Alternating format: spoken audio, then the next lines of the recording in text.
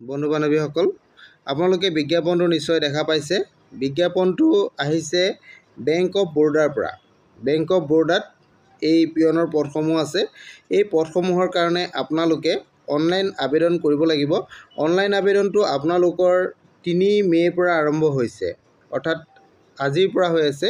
মই ভিডিঅ'টো যিহেতু 3 তাৰিখে বনাইছোঁ, গতিকে মই আজি বুলিয়ে কৈছোঁ। আৰু ইয়াৰ আপোনালোকৰ লাষ্ট ডেটটো ইয়াতে 23 মে'লৈকে থাকিব।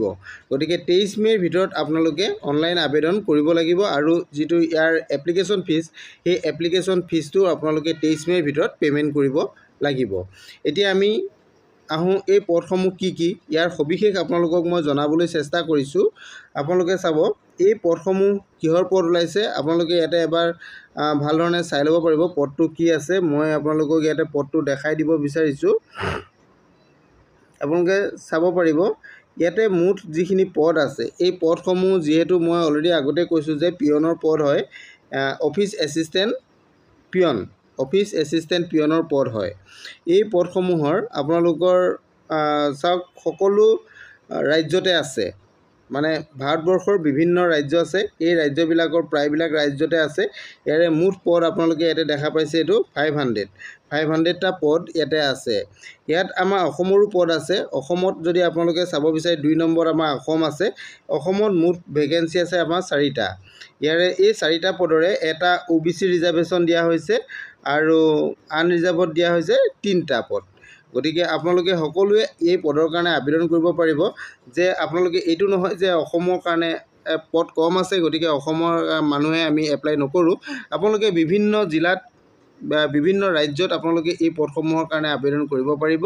আৰু অসমৰ বাহিৰতে হওক বা অসমতে হওক আপোনালোকে এই চাকৰি লাভ কৰিব পাৰিব। এতিয়া পদসমূহ মুঠ আপোনালোকে দেখা পালেই, আৰু বাকী ৰাজ্যসমূহতো আছে। মেক্সিমাম আপোনালোকৰ হাইষ্ট পদ আছে গুজৰাটত আপোনালোকৰ 80 পদ ইয়াতে আছে। গতিকে যদি যিসকলে গুজৰাটত চাকৰি কৰিবলৈ ইচ্ছা আছে, তেওঁলোকে ডাইৰেক্ট এই পদৰ কাৰণে আবেদন কৰিব পাৰিব। ইয়াতে পাবৰ কাৰণে খুব সহজ হ'ব। আৰু যিহেতু ইয়াৰ কোৱালিফিকেশ্যনটো খুব কম প্ৰয়োজন হৈছে, আপোনালোকে এইটো দেখিছে, যিহেতু এইটো আমাৰ পদটো হৈছে পিয়নৰ পদ, গতিকে আপোনালোকে ইয়াতে খুব কম শিক্ষা হ'লেও ইয়াতে আবেদন কৰিব পাৰিব। এতিয়া আমি আহোঁ এই পদসমূহৰ কাৰণে আপোনালোকৰ বয়সৰ সীমাৰ কথা। প্ৰথমে চাওক, আপোনালোকে পোষ্টটো আপোনালোকে ইয়াতে দেখিছে অফিচ এছিষ্টেণ্ট পিয়নৰ পদ। মুঠ ভেকেঞ্চি আপোনালোকে ইয়াতে দেখা পালে 500 পদ আছে। আৰু ইয়াতে বয়সৰ কথাটো দিছে, বয়সটো 18ৰ পৰা 26 বছৰ ভিতৰত হ'ব লাগিব, 18ৰ পৰা 26 বছৰ। আৰু এইটো আপোনালোকৰ কাৰণে যিটো এজটো আপোনালোকৰ মেট্ৰিকৰ যিটো আপোনালোকৰ ক্লাছ 10ৰ এডমিট বা চাৰ্টিফিকেট বা মাৰ্কশ্বিটৰ তাৰ পৰা প্ৰডিউচ কৰিব পাৰিব, নহ'লে বাৰ্থ চাৰ্টিফিকেটো আপোনালোকে প্ৰডিউচ কৰিব পাৰিব। আৰু ইয়াৰ কাৰণে আপোনালোকৰ এজৰ ৰিলেক্সেশ্যন পাব। ৰিলেক্সেশ্যনখিনি মই আপোনালোকক পিছত কৈ আছোঁ, আপোনালোকে চাই থাকিব। আৰু ইয়াৰ কাৰণে আপোনালোকৰ চেলাৰীটো কিমান দিব, পে স্কেল আপোনালোকে এইটো চাব পাৰিব। পে স্কেলৰ কলমটো আপোনালোকে ইয়াতে দিয়া আছে, আপোনালোকে এইটো ভাল ধৰণে চাই ল'ব পাৰিব। আৰু ইয়াৰ কাৰণে আপোনালোকৰ নেশ্যনেলিটি কি হ'ব লাগিব এইটো আছে।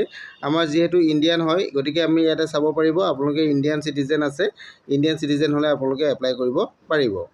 আৰু এজৰ ৰিলেক্সেশ্যনৰ কথাও ইয়াতে আছে, আপোনালোকে ৰিলেক্সেশ্যনটো চাই ল'ব। যিসকল চিডুল কাষ্ট আৰু চিডুল ট্ৰাইবৰ আছে, তেওঁলোকৰ কাৰণে 5 years আপাৰ এজৰ ৰিলেক্সেশ্যন। আৰু আদাৰ বেকৱাৰ্ড ক্লাছেছ অৰ্থাৎ OBCৰ কাৰণে আপোনাৰ 3 years। আৰু পাৰ্চন উইথ বেকছ ডিচেবিলিটিৰ কাৰণে আপোনালোকৰ 10 বছৰ। আৰু এক্স ছাৰ্ভিচমেনৰ কাৰণে ইয়াতে দিয়া হৈছে, যিসকলৰ কাষ্টত পৰে তেওঁলোকে অলপ বেছি পাব, 50 yearsলৈকে পাব SC আৰু ST কেণ্ডিডেটসকলে, এইটো ইয়াতে উল্লেখ কৰা আছে। বাকীখিনি ইয়াতে আপোনালোকে চাই ল'ব পাৰিব। খুব সহজ ভাষাত ইয়াতে উল্লেখ কৰা আছে গোটেইখিনি কথাখিনি, মই যিমানটো পাৰোঁ আপোনালোকক জনাই দিছোঁ। আৰু আমি ইয়াতে আপোনালোকৰ যিখিনি পদ আছে, পদসমূহৰ কাৰণে শিক্ষাগত অৰ্হতাটো কিমান আছে, মই সেইটো আপোনালোকক বিশেষকৈ দেখাই দিব বিচাৰিছোঁ।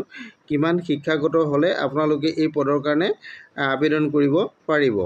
ইয়াতে আপোনালোকে চাওক, এডুকেশ্যনেল কোৱালিফিকেশ্যন, এইটো নিশ্চয় আপোনালোকে দেখিছে, এডুকেশ্যনেল কোৱালিফিকেশ্যন। এই এডুকেশ্যনেল কোৱালিফিকেশ্যনটো আপোনালোকৰ লিখা হৈছে ক্লাছ 10 ষ্টেণ্ডাৰ্ড পাছ। আপোনালোকে 10 ষ্টেণ্ডাৰ্ড পাছ হ'লে এই পদৰ কাৰণে আবেদন কৰিব পাৰিব। এইটো হৈছে আপোনালোকৰ শিক্ষাগত অৰ্হতা। আৰু ইয়াত আবেদন কৰিবলৈ হ'লে আপোনালোকে অনলাইন আবেদন কৰিব লাগিব আৰু এপ্লিকেশ্যন ফিজটোৰ কথা ইয়াতে মই আপোনালোকক জনাই দিছোঁ। এপ্লিকেশ্যন ফিজটো হৈছে আপোনালোকৰ 600 ৰুপিজ হ'ব, যিসকল জেনেৰেল বা EWS বা OBC কেণ্ডিডেটৰ কাৰণে, আৰু SC কেণ্ডিডেটসকলৰ কাৰণে SC ST PWBD কেণ্ডিডেটসকলৰ কাৰণে এক্স ছাৰ্ভিচমেন তেওঁলোকৰ কাৰণে 100 ৰুপিজ আপোনালোকে পে'মেণ্ট কৰিব লাগিব।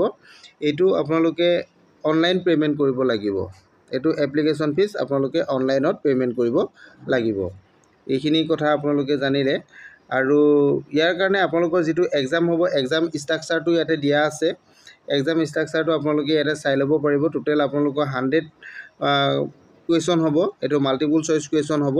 100 কুৱেশ্যন 100 মাৰ্কছৰ ইয়াতে আপোনালোকৰ এক্সামটো হ'ব আৰু 80 মিনিটছৰ কাৰণে এক্সামটো হ'ব। যিটো এক্সাম আপোনালোকৰ হ'ব, এক্সামটো ছাবজেক্টকেইটাও আপোনালোকে দিয়া আছে। General English and language, general awareness, elementary arithmetic আৰু এটা আছে ৰিজনিং। এইকেইটা আপোনালোকৰ বিষয়ত আপোনালোকৰ 25-25কৈ টোটেল 100টা কুৱেশ্যন আৰু 100 মাৰ্ক আপোনালোকৰ ইয়াতে আহিব। এইটো আপোনালোকৰ এক্সামিনেশ্যন পেটাৰ্ণটো। আৰু এক্সামিনেশ্যনৰ কাৰণে আপোনালোকৰ পেপাৰবিলাক আমাৰ অসমৰ কেণ্ডিডেটসকলৰ কাৰণে আপোনালোকে চাব পাৰিব। ইয়াতে কি লেংগুৱেজ আপোনালোকে চাব পাৰিব। ইংলিছ, হিন্দী আৰু আছামিজ এই 3টা ভাষাত থাকিব। লোকেল লেংগুৱেজ আছামিজ, বঙালী আৰু বড়ো এইকেইটাও আপোনালোকে ইয়াতে কুৱেশ্যন পেপাৰ পাই যাব। গতিকে আপোনালোকৰ এক্সাম দিয়াত কোনো ধৰণৰ ইয়াতে অসুবিধা নহ'ব বুলি মই ভাবোঁ। আৰু ইয়াক আবেদন কৰিবলৈ হ'লে আপোনালোকে ইয়াৰ অফিচিয়েল ৱেবছাইটত যাব, তাৰ পৰা গৈ আপোনালোকে এপ্লাই কৰিব পাৰিব। আৰু এক্সামিনেশ্যন চেণ্টাৰসমূহ ইয়াতে দিয়া আছে, আপোনালোকে চাব পাৰিব। আমাৰ অসমৰ কাৰণে ইয়াতে এক্সামিনেশ্যন চেণ্টাৰ আমি চাওঁ ক'তনো অসমত চেণ্টাৰ দিয়া আছে। ইয়াতে চাওক আপোনালোকে গুৱাহাটী আছে, নিশ্চয় এইটো দেখা পাইছে গুৱাহাটীত চেণ্টাৰ আছে। গতিকে আপোনালোকে গুৱাহাটীত ইয়াৰ কাৰণে আবেদন কৰিব পাৰিব। আমাৰ অসমৰ ভিতৰত গুৱাহাটীত আছে। আৰু এইপিনে যদি ওচৰতে আপোনালোকে কৰিব বিচাৰে শিলচৰ আছে, শিলিগুৰি আছে, তেনেধৰণে আছে। আপোনালোকে তেনেকুৱা চেণ্টাৰটো আপোনালোকে চিলেক্ট কৰি ল'ব পাৰিব এক্সামিনেশ্যন চেণ্টাৰটো। আৰু অনলাইন আবেদনটো কৰিবৰ কাৰণে আপোনালোকে ইয়াৰ অফিচিয়েল ৱেবছাইট যিটো আছে বেংক অফ বৰোদাৰ অফিচিয়েল ৱেবছাইটত আপোনালোকে যাব লাগিব। অফিচিয়েল ৱেবছাইটত গৈ আপোনালোকে তাতে অনলাইন আবেদনৰ যিটো লিংক আছে, লিংকটো পাই যাব। এই লিংকত গৈ আপোনালোকে আবেদনটো কৰি ল'ব পাৰিব। আজিৰ ভিডিঅ'টো ইমানেই আছিলে। ভিডিঅ'টো যদি ভাল লাগিছে তেনেহ'লে লাইক, কমেণ্ট, শ্বেয়াৰ কৰি দিব বুলি মই আশা ৰাখিলোঁ। Thank U.